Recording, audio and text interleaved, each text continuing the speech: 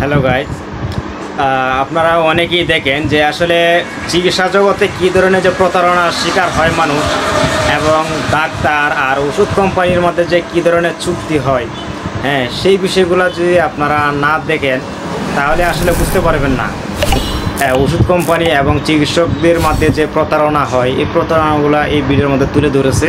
চলুন আমরা এই ভিডিও সচক্ষে দেখে নিই।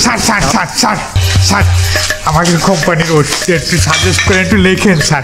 অবশ্যই আমি লিখবো, আমি কেউ খালি হাতে ফিরাই না, যাও না। স্যার আমাকে কোম্পানি নতুন করে প্রত্যেক ডাক্তারের ওয়াইফের জন্য নতুন নতুন গিফট ব্যবস্থা করেছে। ঠিক আছে, আমি ওষুধ লিখে দেবো, আমি বলছি যাও যাও। দেবেন তো স্যার? শোনো, আগের চেয়ে একটু বাড়াই দিও।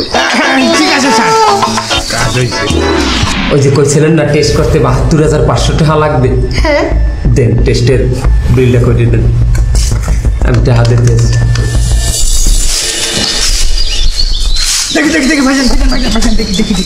দেখি ডাক্তার কি প্রেসক্রিপশন লিখেছে। আমি একটা ছবি তুলে নি, হ্যাঁ মাইন্ড করে দেখি। এবারে আমাকে কোম্পানি একটা ওষুধও লেখনি। এই ডাক্তারে আমি সেই সময় ধরে সকাল ধরে করছি যে আমাকে ওষুধ তো লিখতি। ভাই আমি অনেক টেনশন আছি, আমার জ্বালাইয়েন না। এইবার ডাক্তারে আমি সকাল ধরে রিকোয়েস্ট করতেছি আমার কোম্পানির ওষুধ লিখতে, একটা ওষুধও লেখে না। মানে আমি গিফট দিতে দিতে ওর চেম্বার ভরে ফেলাইছি, তারপরেও আমার ওষুধ লেখে না। লাগবে না, কোনো সময় লাগবে না। তোমরা লোক তো চেনো না, কোথায় দিতে হবে। আমরাও তো দু একটা ওষুধ ঘুরাই দিতে পারি প্রেসক্রিপশনে। আমাকে একটা কলম, একটা পেন্সিল, একটা সিবিটও দাম না, চুষে খাবো। কোন জামানা আসলো সুইপারও এখন প্রেসক্রিপশন করতেছে। এ যাবৎকালে এতদিন ধরে আমি ওরে যে যে গিফট দিছি সব গিফট আমি খুলে নিয়ে আসবো। দিয়া গিফট খুলে নিলি তো বিপদে পড়ে যাবে। সারা জিনিস দিয়ে আমি এই যে অ্যাপ্রন আর আরেকজনের প্রেসক্রিপশন লেখা সব খুলে।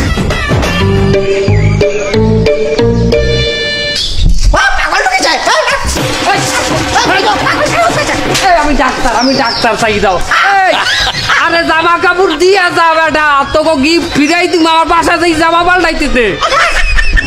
এই বেলে চিকিৎসা করাইতে করাইতে আমি ফতুর হইয়া গেলাম। ভাইজান, ফতুর হয়ে গেলেও আপনার আব্বা তো সুস্থ আছে।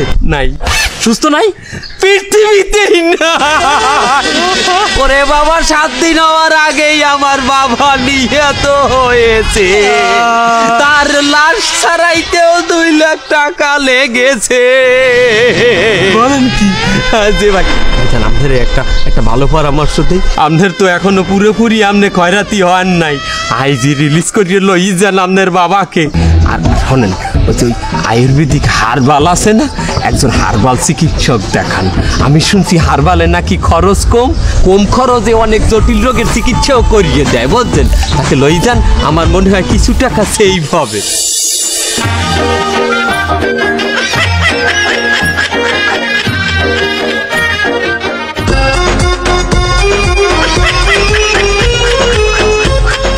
অনেক বিপদে